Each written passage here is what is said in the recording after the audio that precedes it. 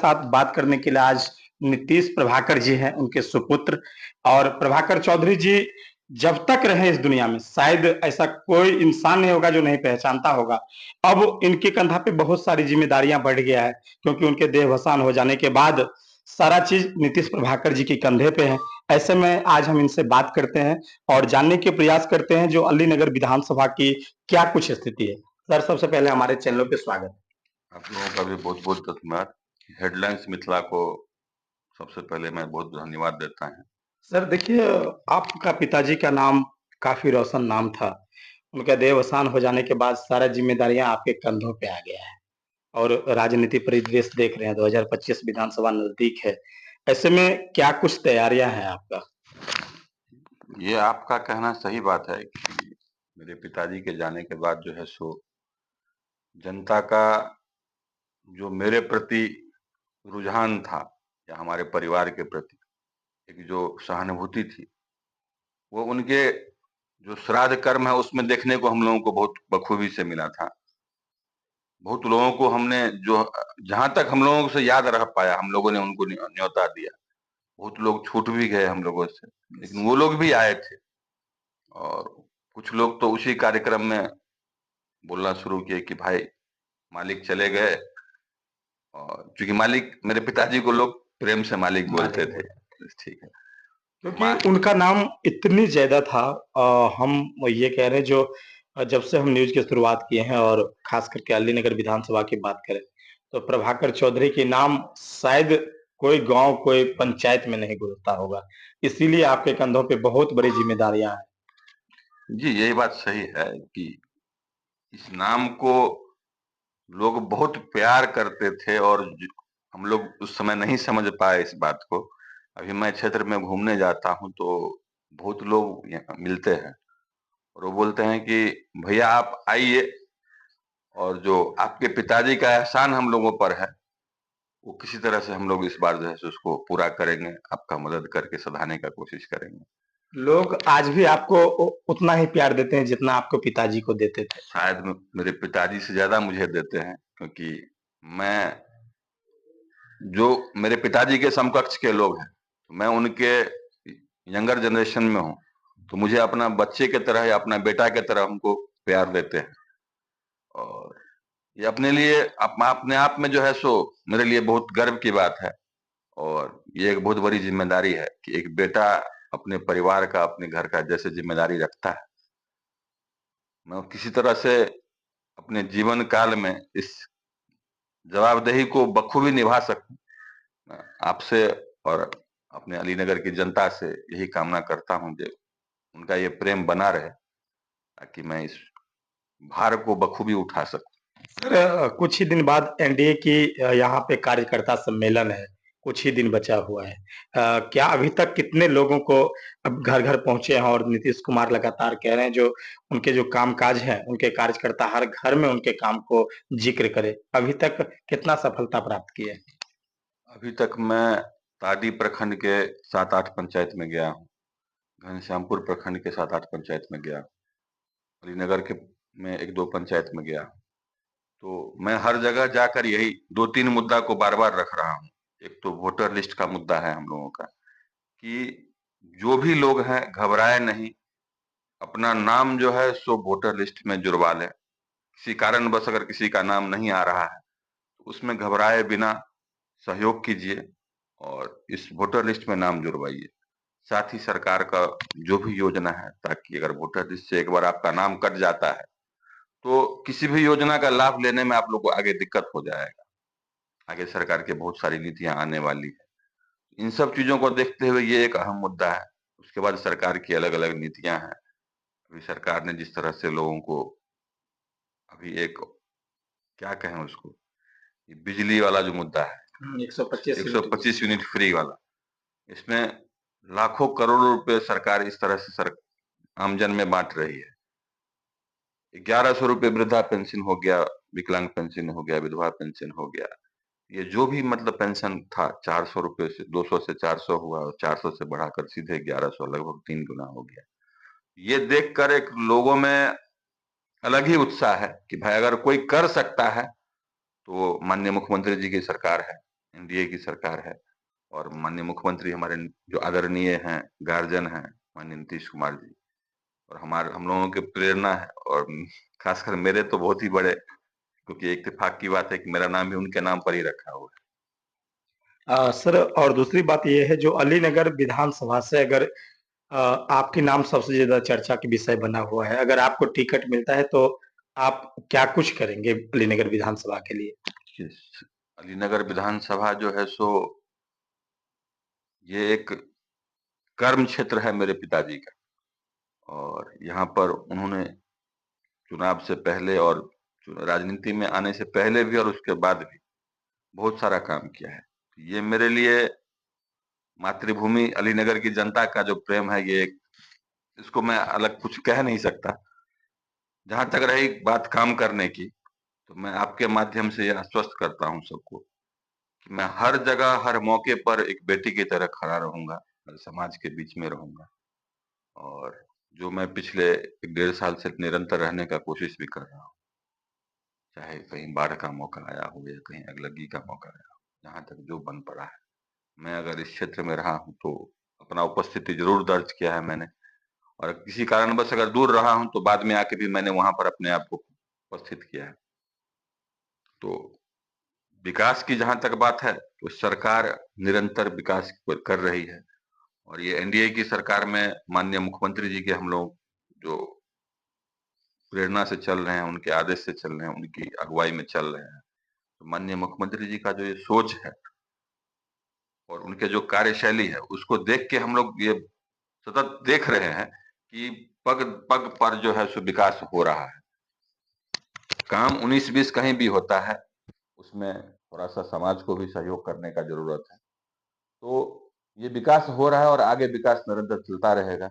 इसमें शिक्षा की बात है, स्वास्थ्य का बात है, किसान के लिए जागरूकता है। ये सब चीजें अभी और होनी चाहिए, जो आगे भी होती रहेगी, और मैं इसके लिए वचनबद्ध हूँ कि मैं स्वास्थ्य, शिक्षा और किसान, इसके लिए निरंतर काम करूंगा। एक अपने समय बहुत अच्छा वाक्य है। पग पग पाग पोखर पाग मखान मधुर वाणी मित्र मुस्की मुस्कान। कहने का मतलब ये है, जो अपने भाषा सुमधुर है। मैथिली में आप जहाँ भी जाते होंगे, एक स्नेह किसी भी लोगों में जाते होंगे, जब मिलते होंगे तो काफ़ी आपको स्नेह मिलता होगा। जी। ये स्नेह जैसे मिल रहा है, ऐसे में क्या लग रहा है इस बार विधानसभा चुनाव में अलीनगर विधानसभा से अगर आपको टिकट मिलता है, तो यहाँ पे कास्ट बेसिस है। आप देख लीजिए, बिहार की अगर सबसे बड़ी कोई समस्या है तो वो कास्ट बेसिस है। लोग कास्ट बेसिस में बटे हुए हैं। तो अलीनगर विधानसभा से कास्ट बेसिस को कैसे सामंजस्य बैठा करके आप सभी को एकत्रित करके उन सभी को लाभ पहुंचाएंगे? देखिए, ये बात कहना आपके लिए ठीक है, लेकिन मैं इस बात से सहमत नहीं हूँ।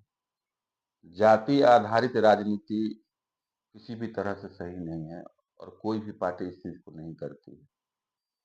आज के डेट में सब लोग विकास की बात करते हैं, विकास अहम मुद्दा है। हर क्षेत्र में लोग विकास करना चाह रहे हैं। आज कोई बात कर रहा है, सरकार एक कोशिश कर रही है। आज जिस तरह से हम लोग यहाँ तक पहुंचे हैं, पिछले 20 साल को अगर देखें, तो अगर उदाहरण स्वरूप मैं आपको बोलता हूँ कि जब हम लोग एक मकान बनाते हैं, तो जमीन की खुदाई से लेकर और गृह प्रवेश तक जो काम होता है, उसमें स्टेप बाय स्टेप और एक कुछ समय लग ही जाता है। तो आज 20 साल में थोड़ा ये हो सकता है कहे कि लेट हो गया हो, या थोड़ा जल्दी हो, या समय पर हो।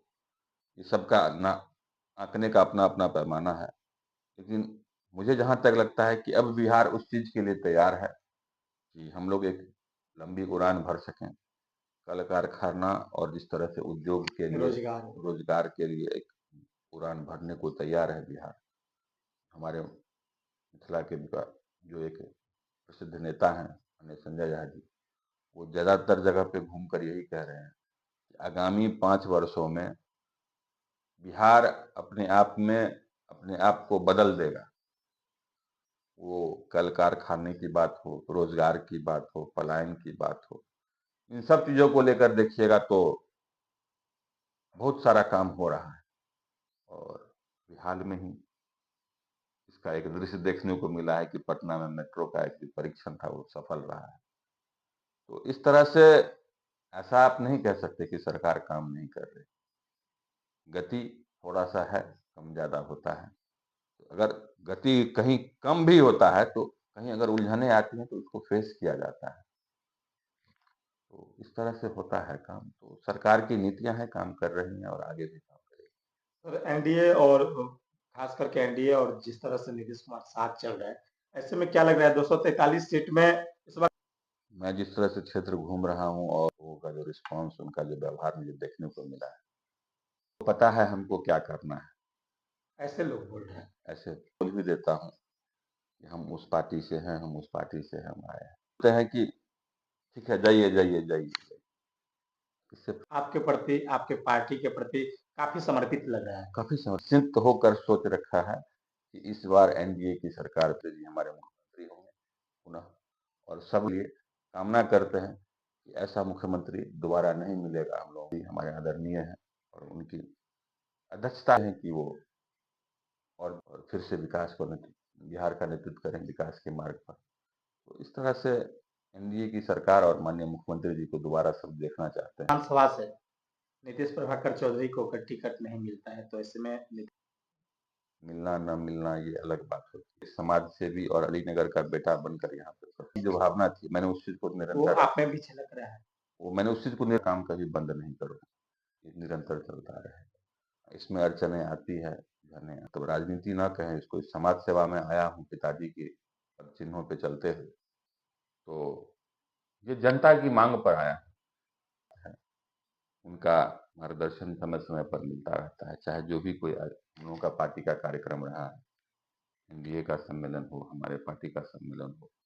अभी हम लोगों का अप्रैल महीना में यहाँ पे बिदेश्वर स्थान में हुआ था, मोदी जी का कार्यक्रम, हमारे आदरणीय बहुत प्रधानमंत्री। तो जो भी पार्टी का दायित्व हमको मिलता है, मैं उसको बखूबी निभा रहा हूँ और उस मजबूती से अपने आप को रख रहा हूँ, जिस मजबूती से पार्टी हमसे अपेक्षा रखती है। अगर टिकट मिल जाता है तो अलीनगर विधानसभा के लिए क्या कुछ करेंगे नीतीश प्रभाकर चौधरी? अगर टिकट मिलता है तो ये विकास की धारा जो सरकार के माध्यम से बह रही है, उसको बहुत ज़्यादा गति लाएँगे। ऐसे ही कई विधायक बन जाते हैं, उनके बाद जो बड़ी-बड़ी मुद्दा करके जाते हैं, वो सब भूल जाते हैं। तो इसमें प्रभाकर इसमें इसमें एक बात सुनिए, मैं अपने किसी स्टेटमेंट में मैं ये नहीं कहता, मैं अलीनगर का या बिहार का कायाकल्प कर दूँगा, बिल्कुल, क्योंकि मैं विश्वकर्मा तो हूँ नहीं, एक रात में या 5 साल में कुछ हो जाए। एक मकान बनाते हैं तो उसको मकान बनाने में आदमी को साल भर लग जाता है। और हम तो विश्वकर्मा की तरह आपके पास पलायन, बेरोजगारी, अपराधी ये सब चरम पे होता है, दूर कर पाएँगे? पलायन और बेरोजगारी, ये जो आप कह रहे हैं कि कोशिश ज़रूर होगी, इसको जो है सो हम लोग करें। और इसमें मैं आगामी नीतियाँ हैं, जैसे कि अधिग्रहण किया है, बहुत सारे उद्योग कल-कारखाने लगे। ये ऐसी कोई मुद्दा नहीं है कि इसको चुटकी बजाए और खत्म हो जाए। सरकार का जो भी नीति है उसमें जनता के समय देना पड़ेगा। चलिए बहुत-बहुत निश्चित रूप से अलीनगर क्षेत्र की लगभग हर पहचान की मोहताज तो है नहीं, फिर भी बनते जा रहा है। लगातार कभी जेडीयू की खेमा में जाते नजर आ रहा है, तो कभी है। लेकिन सवाल ये है कि किनको टिकट मिलता है? मैं जी, आपके मध्य हम लोग किसान आदमी हैं और अपना बिहार जो है सो कृषि प्रधान प्रधान देश है। इस बात को थोड़ा-सा अगर सीट जदयू की पारंपरिक सीट है, का स्ट्रक्चर तैयार किया गया था। ये के नाम से जब गढ़ा गया इसको, उसे जदयू ने यहाँ से लड़ा था, यहाँ से मेरे पिताजी, उसके बाद बीजेपी बहुत सारे चुनाव हुए। तो अगर इस सीट पे किसी का दावा हुआ है और हम मैं बहुत प्रखरता से कह सकता हूँ कि ये जदयू की सीट है, चुनाव लड़ा था। 2010 में हम लोग 2000 तो प्रधानमंत्री जी भी पहले कही ऐसा कहा कि ये चर्चा अक्सर होते रहती है। अगर एनडीए तो 2010 के तरह है। तो मैं आपके माध्यम से अपने स्पष्ट करना चाहता हूँ, ये सीट जदयू देगी, यहाँ से हर पूरा जाएगा, विश्वास है ये आपको। पूरा। अब क्या नीतीश प्रभाकर जी के बारे में सोचते हैं, एक बार जरूर सोचिएगा। ये विषय बना हुआ है।